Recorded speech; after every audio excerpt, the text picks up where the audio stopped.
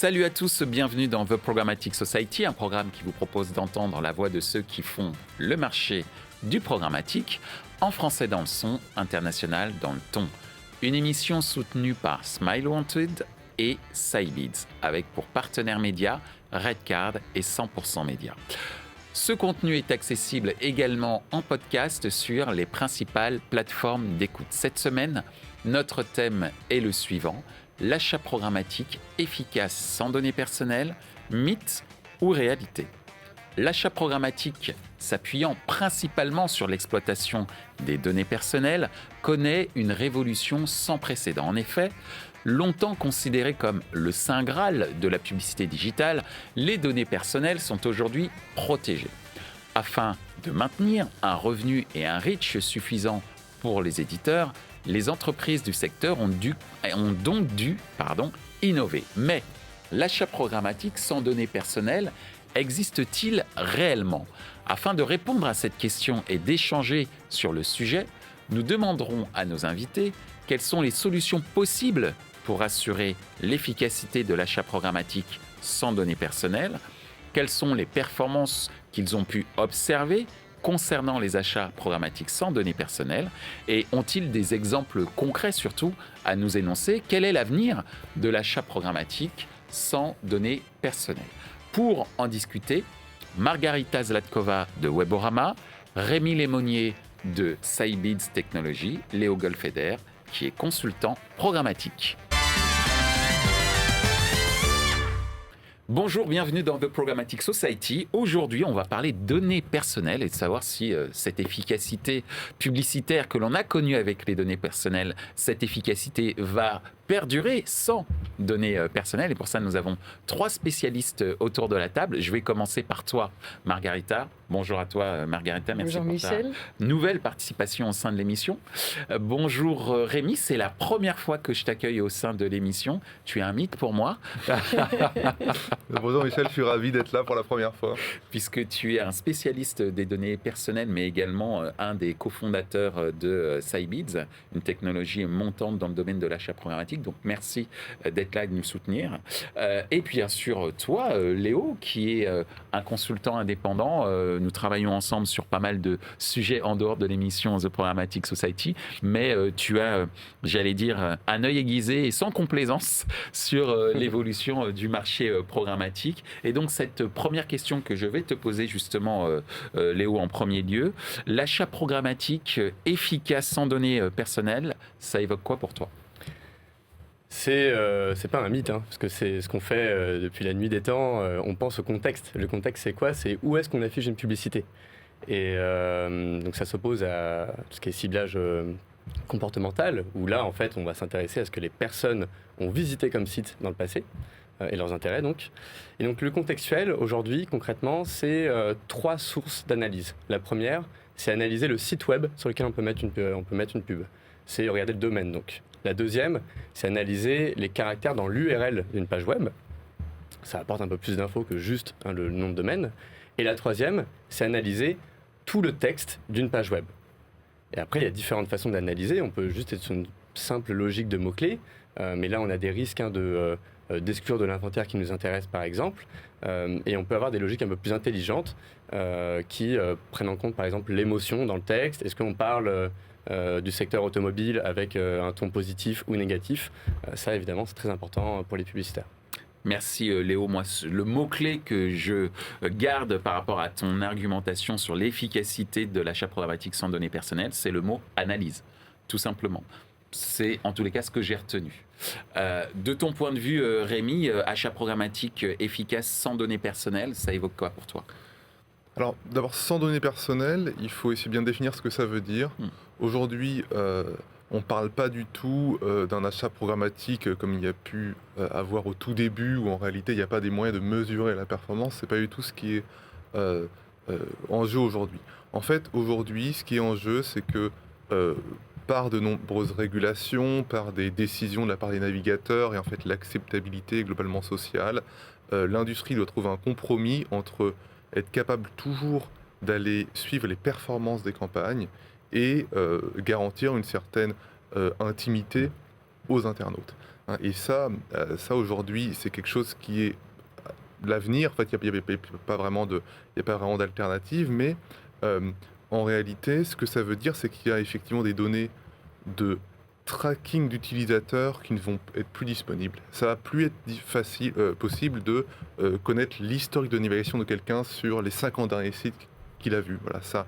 Mais en réalité, si on réfléchit à ce qui est vraiment important pour générer des performances de campagne, c'est pas vraiment ça qui est important.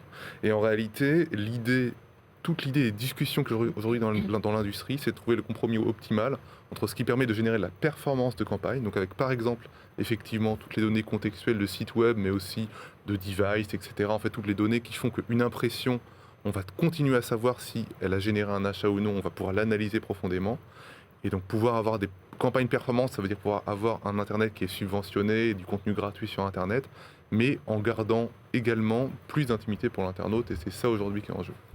Merci Rémi pour ce deuxième mot-clé qui est le mot compromis, après le mot analyse, pour effectivement bien comprendre les enjeux autour de l'efficacité publicitaire programmatique sans données personnelles. Margarita, justement, on a parlé d'analyse, de compromis. Quel serait, j'allais dire, le mot-clé de ton point de vue et surtout, qu'est-ce que ça évoque pour toi, cet achat programmatique sans données personnelles ?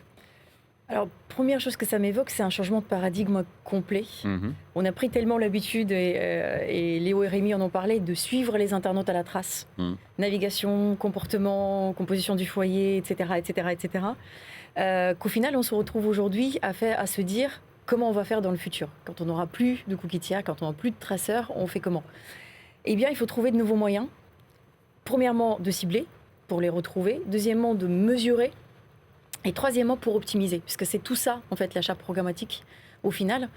C'est aussi d'autres moyens de calculer nos indicateurs de performance. Et ce que ça m'évoque également aussi, c'est plus de protection de la vie privée. Parce que finalement, c'est ce que les internautes nous demandent. Ils nous demandent plus d'intimité quand ils se trouvent sur Internet. Et nous, il faut qu'on trouve un compromis, je reviens à ça, entre continuer à leur proposer de la publicité qui les intéresse, au final, ne pas revenir en arrière où on faisait random, et en même temps garantir cette vie privée et cette intimité sur Internet. Merci Margarita, tu as évoqué ce changement de paradigme qui nous pousse à trouver des nouveaux moyens, ce qui me permet de faire une excellente transition, je ne sais pas, en tout cas une transition sur cette seconde question. Quels seraient ces moyens, ces solutions possibles pour assurer l'efficacité de l'achat programmatique sans données personnelles? Ouais, alors pour moi, c'est pas forcément un changement de paradigme, mais plutôt un juste rééquilibrage de où est-ce qu'on met son attention lorsqu'on veut faire une campagne de publicité. Mais je pense que tu es d'accord avec moi. On a toujours pensé, là, ces dernières années, à l'audience planning, c'est-à-dire la data, à en oublier où est-ce qu'on en mettait les publicités. Et plein de personnes qui gèrent les campagnes des annonceurs ne regardent même pas quel est le site sur lequel ils vont mettre des pubs, ils vont juste voir ça dans un tableau Excel. Donc ça n'a pas de sens. Parce que faire de la publicité, c'est le qui, mais c'est également le où et le quand. Du coup, voilà, c'est juste rééquilibrer. Et concrètement, c'est sortir du ciblage par whitelist, où on va juste cibler des listes de domaines, mais qui peuvent parler de plein de sujets différents au sein de leur contenu. Et c'est d'avoir un ciblage donc par mots-clés sémantique plus intelligent. Alors, en France, on peut citer, il y a Quarry, par exemple, qui fait ça depuis quelques années, avec, si je ne me trompe pas, une DSP propriétaire. Il y a Grapeshot, par exemple, qui propose des solutions de ciblage contextuel intéressantes. Il me semble que Weborama le fait également. C'est bien, tu vas nous sortir toute la liste. Je te taquine en te disant effectivement que ton travail, pour ceux qui ne le savent pas, Léo, c'est de détecter justement toutes les opportunités technologiques et j'allais dire conceptuelles et opérationnelles pour aider les annonceurs à s'y retrouver dans le programmatique. Donc c'est pour ça que tu nous cites effectivement ces différentes technos. Et derrière les beaux termes de intelligent, repérer l'émotion d'un texte, le sémantique, tout ça, ce qui est important de comprendre, c'est comment marche cette technologie. Est-ce que c'est d'abord la technologie scanne tout le web, comme le fait Google, et après réutilise cette information pour, au moment où l'acheteur, en temps réel, va acheter une impression, savoir sur quel type d'inventaire il va aller, ou est-ce que le scan se fait en temps réel au moment où il va acheter? Ça change beaucoup de choses sur le plan technique. Et sur les possibilités de ciblage, ou est-ce que ils vont scanner tout l'inventaire avec des cookies et ensuite repermettre à travers une DSP de cibler une audience qui serait intéressée par tel sujet. Il y a plein de chemins techniques comme ça et c'est important de creuser. De manière générale, il faut, derrière les mots commerciaux, voir ce qui s'y cache réellement derrière. Merci beaucoup, Léo, de nous aider à comprendre ce qui se cache derrière un certain nombre de mots commerciaux, comme tu viens de le faire. De ton point de vue, Rémi, le point de vue de la technologie, cette fois-ci, et le mot solution est aussi un mot très important quand on est une technologie. C'est quoi les solutions possibles pour assurer l'efficacité de l'achat programmatique sans données personnelles ? Alors en fait, ce qui est assez intéressant, c'est que par exemple à Cybiz, ça fait 5 ans qu'on fait de l'IA qui est basée à 99% sur des données contextuelles. C'est-à-dire qu'en fait, même, et ça on ne pouvait pas prévoir, j'aimerais dire qu'on est visionnaire et on avait prévu ça, en fait on ne pouvait pas prévoir qu'il y aurait des régulations de ce type, mais ce qui nous a toujours semblé, c'est que d'un point de vue pure performance, le plus grand gisement de performance non exploitée était dans la meilleure analyse, de l'analyse la plus fine des contextes sur lesquels les publicités étaient affichées et de ce qui générait de la performance. Exactement ce que dit Léo. En fait, il y a eu à un moment une industrie qui s'est beaucoup concentrée sur OK, on va cibler tel segment, mais enfin, c'est juste une petite variable et il y en a des dizaines à côté qui sont tout aussi importantes en réalité. Et donc ça, c'est aujourd'hui, il y a un des axes, c'est juste d'aller analyser de façon beaucoup plus fine. Donc il y a le côté ciblage, et avoir plus de données, savoir que tel site contient tel mot-clé, etc. Après, il y a le côté vraiment analyse extrêmement fine. Est-ce qu'on peut aller enchérir de façon différenciée sur les contextes et d'une façon qui soit vraiment optimale pour l'objectif de l'annonceur. Et ensuite, d'un point de vue performance aussi, il y a parfois, souvent peu raccourci, que la performance, c'est d'aller prédire un taux de clic de façon 1% plus précise. En fait, aujourd'hui, la performance, c'est pas vraiment ça. La performance, c'est d'être capable d'aller remplir les objectifs de campagne de l'annonceur. Et ces objectifs de campagne, si on réfléchit un peu à leur évolution, ils étaient très simples il y a une dizaine d'années. Aujourd'hui, ils sont beaucoup plus sophistiqués. Ils sont multiples pour une même campagne. Ou alors, l'annonceur a fait tout un travail pour aller définir c'est quoi qui fait bien à son business. Et donc finalement, ce qu'il veut, c'est du brand lift, ou c'est de l'incrémentalité, ou c'est des conversions qui sont dédupliquées avec des canaux. Et en fait, être capable d'aller optimiser les objectifs de campagne qui sont très custom, qui sont beaucoup plus complexes aujourd'hui, c'est ça en fait ce qu'on va appeler la performance. Et ça, c'est tout à fait possible de le faire, et tout aussi bien dans un contexte sans tout un tas de segments sur les utilisateurs, tant que on est toujours capable de savoir si une campagne performe ou pas, s'il y a de l'attribution des bonnes impressions. Ça, c'est tout à fait encore possible. Merci Rémi pour ces précisions et de replacer en fait le sens de pourquoi nous faisons ces métiers. On est là pour servir la communication des annonceurs et ce métier, de plus en plus avec cette haute technicité, s'est tourné vers le chiffre, la data, sans savoir si derrière tout ce qui compte en termes de communication, on a évoqué les mots d'émotion, etc., était, entre guillemets, au rendez-vous des attentes des annonceurs. De ton point de vue, Margarita, quelles seraient les solutions possibles ? Tu es aussi une technologie, Weborama. Quelles sont les solutions possibles pour assurer l'efficacité de l'achat programmatique sans données personnelles ?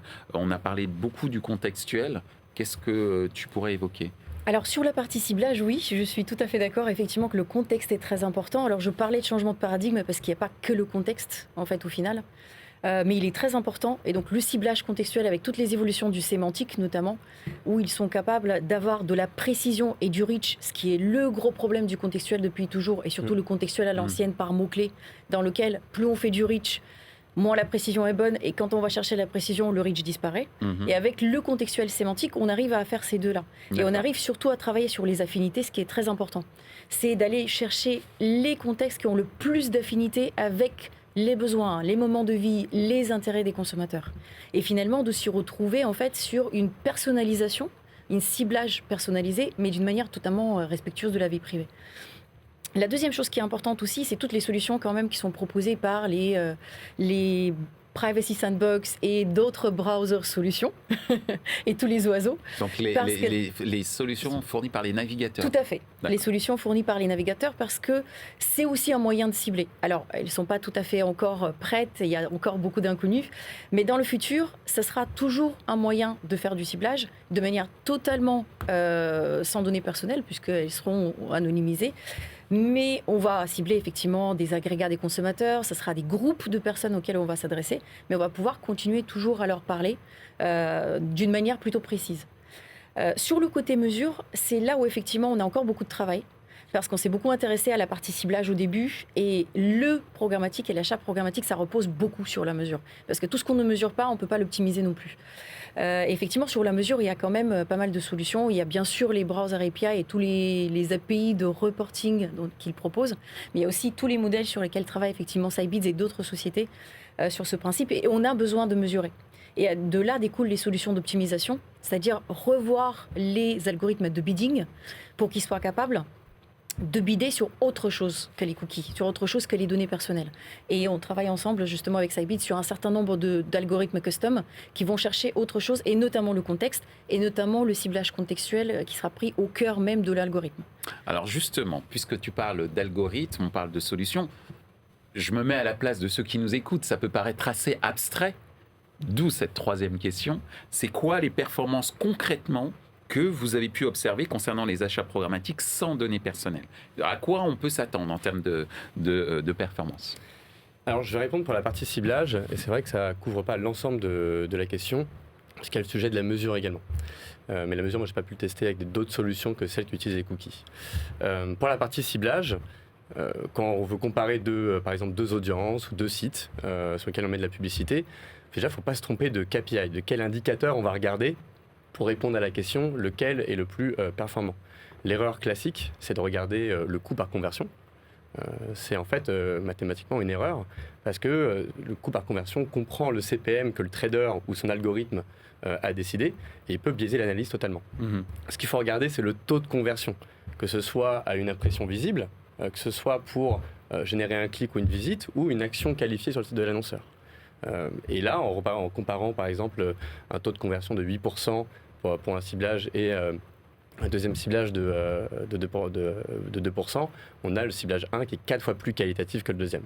Donc ça, c'est la méthode. Et maintenant, pour répondre à la question sur le ciblage sans données personnelles, moi, ce que j'ai pu observer, c'est que par rapport à un ciblage ouvert, on a une probabilité de conversion qui est 5 fois plus élevée quand on fait, par exemple, des whitelists. Et si on compare la whitelist en termes de performance par rapport à du ciblage data en moyenne, celle-ci est 3 fois plus performante en termes de conversion. Ça veut dire que quand tu dis celle-ci, c'est de quel le ciblage whitelist ouais. a 3 fois plus de chances lorsqu'on met une pub de rapporter une conversion qu'un ciblage uniquement data. Donc ça veut dire sur un système d'achat qu'il faut payer plus cher pour la whitelist que pour la data. Quand tu fais de la whitelist, normalement, c'est que tu souhaites voir ta publicité dans un contexte donné. C'est une question que je pose. Oui, tout à fait, mais la data peut être couplée aussi à de la whitelist, donc l'un et l'autre vont ensemble. La question, c'est lorsqu'on n'utilise pas de données personnelles, donc pas de data via les cookies, oui, on peut avoir des bonnes performances, 5 fois plus élevées qu'un ciblage ouvert, par exemple. Merci Léo. Rémi, de ton point de vue, quelles sont les performances que tu as pu observer concernant les achats programmatiques sans données personnelles? Et je pense que tu es quand même bien placé compte tenu de la technologie que tu fournis au marché. Alors, en fait, l'achat programmatique sans données personnelles, à la fois, en fait, on peut l'avoir déjà fait dans le passé. Donc, en réalité, la question, c'est de savoir si on regarde toutes les campagnes qu'on a pu faire, sur lesquelles Sitebids a pu être activé, où l'information, les segments, etc. n'ont pas vraiment été utilisés. La seule chose qui a été utilisée, c'est l'attribution. Est-ce que cette impression-là a généré une conversion? En fait, ça représente très bien ce qui va se passer par la suite. Donc, comme disait Margarita, en fait, le grand enjeu aujourd'hui, c'est d'arriver via toutes les initiatives dans lesquelles on passe beaucoup de temps ensemble dans des calls, etc., à en fait avoir à la fois encore l'attribution, à avoir la mesure. Et à ce moment-là, ce que ça signifie, c'est que n'importe quelle campagne qui n'utilise pas spécifiquement un segment qu'on a fait par le passé, elle représente assez bien ce qui va se passer dans le futur. Et nous, ce qu'on a vu à Sitebids, et c'est pour ça qu'on s'est beaucoup concentré là-dessus, c'est qu'en fait, on prend une analyse fine des données contextuelles versus quelque chose qui est fait de façon un petit peu, je dirais, l'état de l'art de l'industrie. et on arrive à apporter assez facilement de 30 à 70% de réduction de coûts d'acquisition, parce qu'en fait, c'est une IA qui va faire toutes les décisions d'enchères versus quelque chose de plus classique, donc avec en particulier tous les paramétrages optimaux dans les DSP, etc.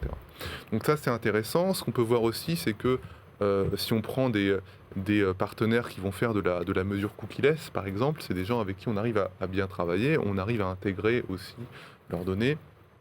Et en fait, on a vu aussi des gains de performance très importants.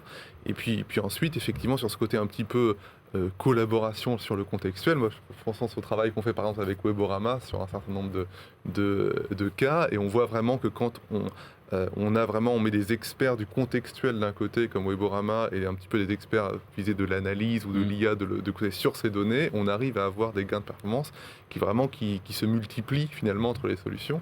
Et c'est aussi ça, pour finir, que j'aime bien aussi dans ce côté un petit peu privacy et toutes ces interrogations qu'il y a dans l'industrie en ce moment, c'est que parce que, comme disait Margarita, c'est un changement de paradigme, il y a un certain nombre de collaborations qui sont de plus en plus développées. En fait, l'industrie collabore pour trouver des solutions, et ça, c'est une note un petit peu optimiste que j'aime bien donner. Mais on sait effectivement que dans cette industrie, tout passe par la collaboration pour améliorer le progrès, de la performance des campagnes publicitaires, et pourvu que ça dure. Justement, Margarita, toi, comme vient de le dire Rémi à l'instant, vous collaborez pour améliorer cette performance sans données personnelles. Qu'est-ce que tu as pu observer de par ton expérience et le dialogue et la coopération que tu peux avoir avec les annonceurs ou avec les technologies? Pour rester sur cette note optimiste, justement... Nous, on active des campagnes 100% sans données personnelles, donc sans cookies, sans ID, depuis plus d'1 an et demi. On activait déjà avant, mais d'une manière beaucoup plus soutenue, parce que le marché est prêt et parce que il est en recherche de solutions. Donc justement, ce que disait Léo tout à l'heure, on a une solution propriétaire qui s'appelle Golden Fish et qui est justement sur ce créneau-là, ciblage contextuel sémantique. Ce que l'on observe, c'est plusieurs enseignements qui sont très intéressants. Alors tout d'abord en termes de reach. À partir du moment où on s'affranchit de la donnée personnelle, on s'affranchit d'un identifiant, on a accès à la totalité de l'inventaire programmatique, ce qui n'est pas le cas quand on travaille en cookie, puisqu'on recherche un pool très précis. On voit que le reach est systématiquement entre 70-75%, minimum 70 à 75% du reach unique en contextuel, alors qu'il est entre 50-55% en cookie, et il a tendance avec le GDPR, avec les directives de la CNIL, il a tendance à quand même continuer à baisser. Après, on voit des enseignements très intéressants en termes de précision. Alors, on a toujours été habitué à se dire, je connais l'utilisateur, je suis très précis, je vais lui parler à lui. Je sais ce qu'il veut.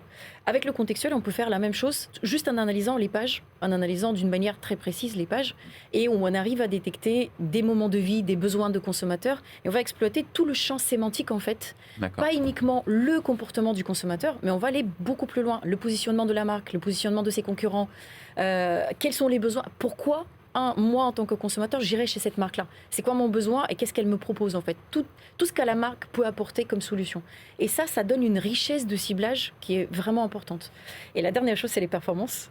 On ne peut pas passer à côté, et je suis tout à fait d'accord avec Léo et Rémi, on a des performances très intéressantes en contextuel.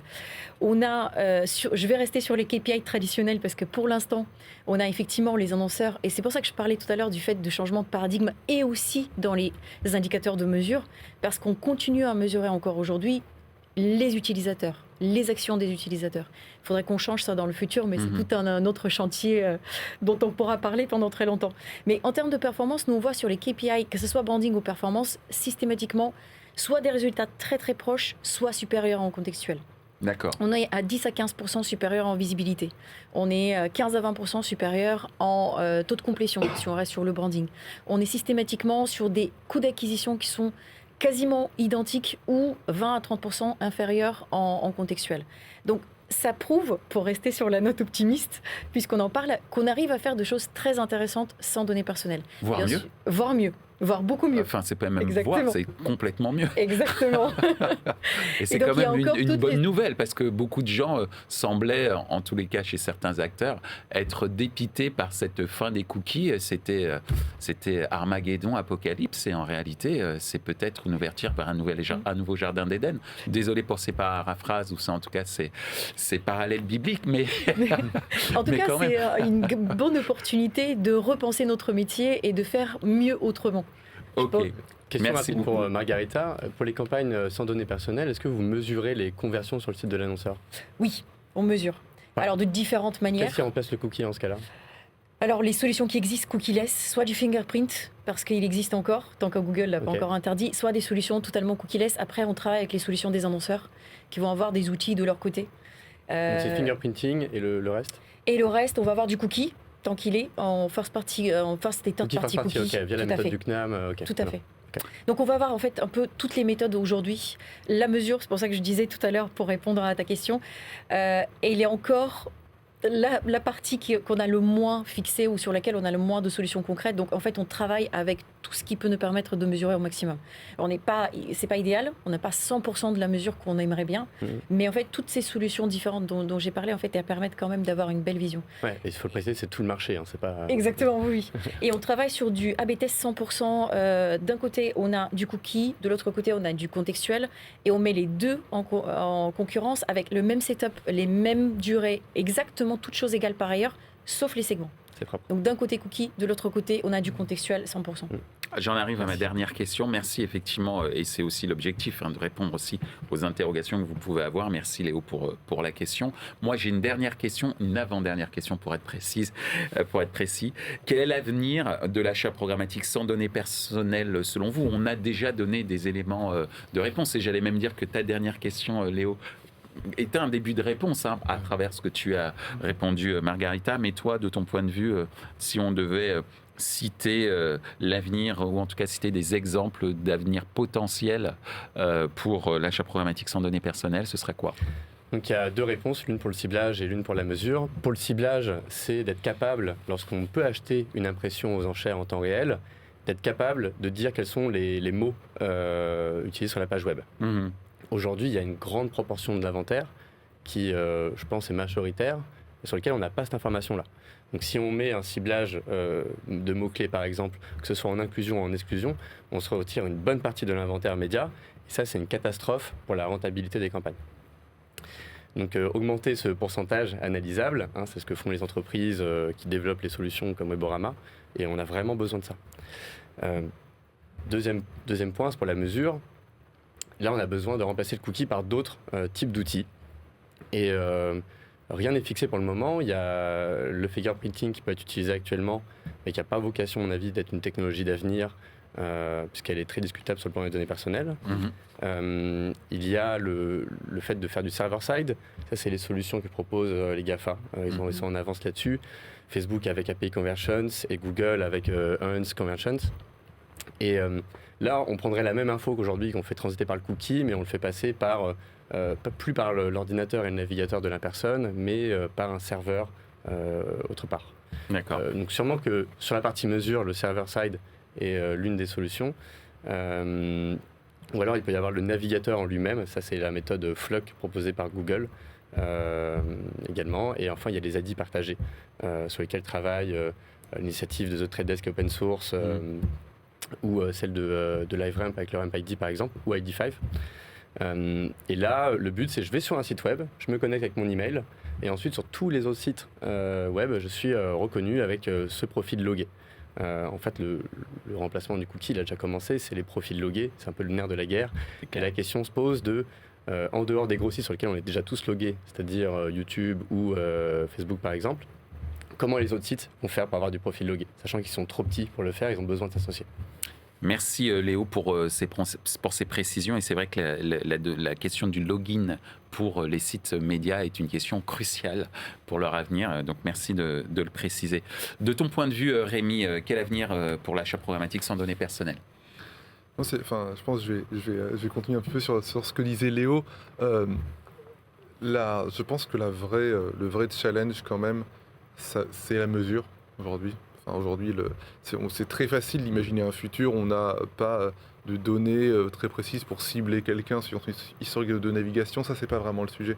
Le sujet, c'est de dire est-ce qu'on est capable de continuer à voir ce qui est performant, ce qui n'est pas performant dans les campagnes. Et ça, aujourd'hui, comme disait Léo, en fait, il y a pas mal d'initiatives concurrentes parce qu'il y a pas mal de façons de voir les choses. Il y a différents ID qui peuvent se baser effectivement sur de l'email, sur les navigateurs, peut-être les deux grandes catégories.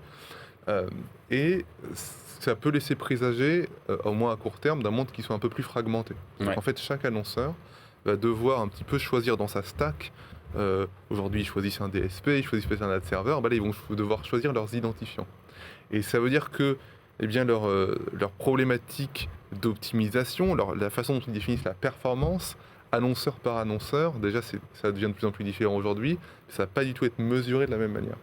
Et de mon point de vue, ce que ça signifie, c'est que les annonceurs, ils vont devoir finalement se construire une stack ad tech en réfléchissant un petit peu plus à quels sont les partenaires avec qui ils ont besoin de travailler pour aller délivrer leurs objectifs et aller choisir en réalité effectivement des partenaires qui savent faire du ciblage contextuel, des partenaires qui savent faire de l'IA sur les données contextuelles pour aller extraire un maximum de performance. Et ça disons que c'est une motivation supplémentaire pour eux de ne pas utiliser une solution one size fits all, parce que la solution one size fits all qu'ils pourraient trouver peut-être dans des walled gardens, etc., ne va pas forcément être cohérente avec les ID qu'ils auront choisis, par exemple. Merci Rémi pour ces précisions et cet appel à la vigilance, d'une certaine manière. Merci beaucoup. L'autonomie aussi, oui. Exactement. Merci Rémi. Margarita, de ton point de vue, quel est l'avenir de l'achat programmatique sans données personnelles ? Pour moi, il est d'abord challenging, parce qu'on a encore beaucoup de choses à faire. C'est le moins qu'on puisse dire. On a beaucoup de challenges devant nous, mais ce qui est bien, c'est que ça laisse beaucoup de place à l'innovation. Que ce soit en termes de ciblage, parce qu'on n'a pas tout exploré, néanmoins, parce qu'on parlait effectivement du contextuel, il est là, on peut en faire, mais on a quand même tous les oiseaux de Google à tester encore, qui ne sont pas arrivés en Europe, les flocs, les fledges et les autres volatiles. On a également aussi à explorer d'autres choses dans le futur, parce que je pense qu'on va en trouver d'autres moyens, et ce qui est important pour moi, c'est que les annonceurs soient investis dans cette démarche-là, que ce soit dans la démarche de ciblage, la démarche de mesure. Ce qui est important pour moi, c'est que quand on parle de l'écosystème qui travaillent ensemble, qui est la collaboration, que les annonceurs comprennent que ça vient aussi d'eux et que si eux ne sont pas impliqués dans le futur, en fait, on ne pourra pas aller de l'avant. C'est important on devra jongler entre plusieurs solutions de mesure, on devra jongler entre plusieurs solutions de ciblage, entre plusieurs prestataires, et ça va se complexifier, au moins dans un premier temps. Après, ça ira beaucoup mieux, mais au début, il va y avoir... Et il y a une chose très importante à laquelle on va tous faire notre deuil, c'est le 100% user-centrique, ça n'existera plus. Donc, il faut s'adapter pour faire autrement et mieux. Merci Margarita, je te demandais d'aller assez rapidement pour qu'on puisse avoir notre dernière question, à savoir la question 100% média.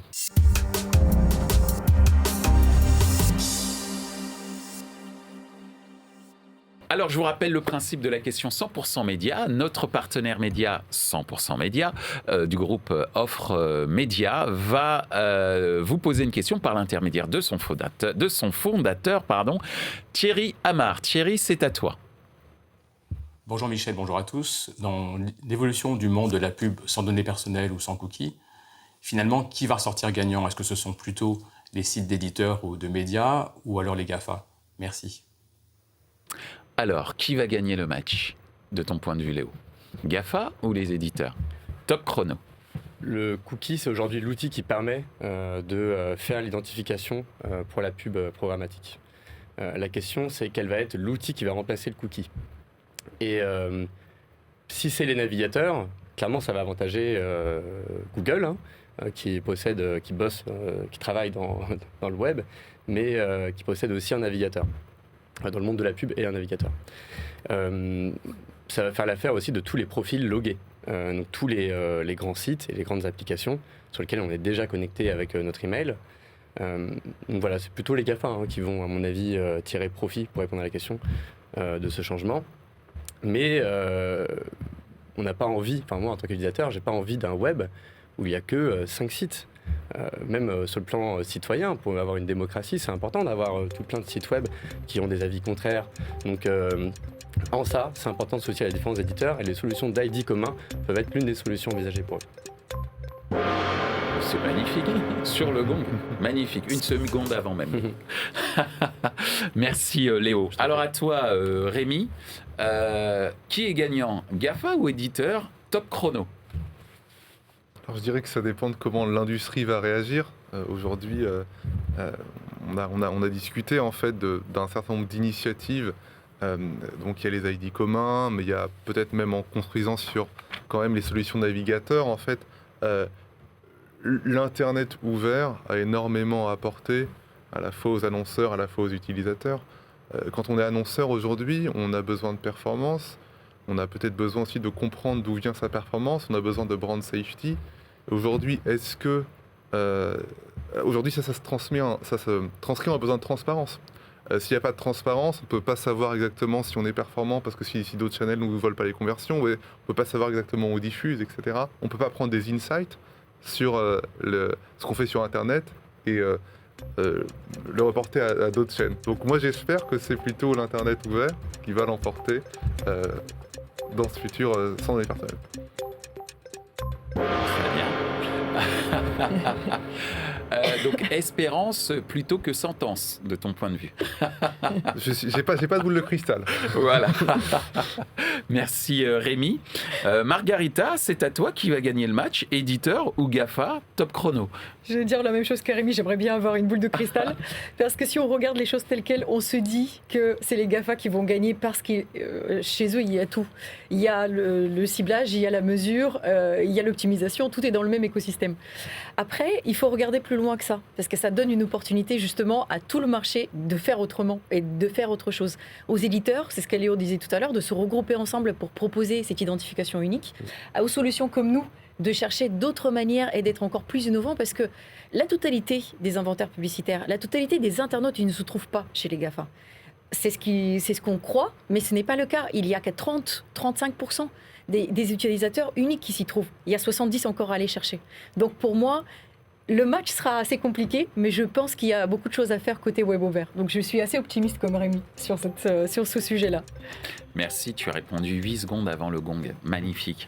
Merci Margarita, merci Rémi, merci. À nouveau Léo pour avoir participé à cette émission et nous avoir dit, calmez-vous, c'est pas l'apocalypse.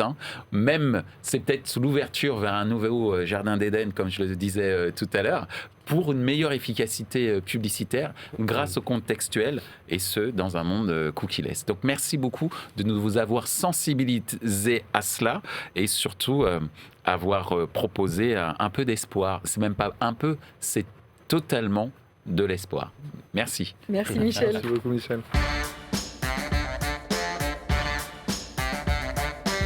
Ainsi s'achève ce débat autour de l'efficacité de l'achat programmatique sans données personnelles. Ce contenu est accessible en podcast sur les principales plateformes d'écoute. Merci à Smile Wanted et Cybeads pour leur soutien, ainsi qu'à nos partenaires médias, Redcard et 100% Média. Merci également à l'ensemble des équipes d'Altis Media pour la réalisation de ce programme.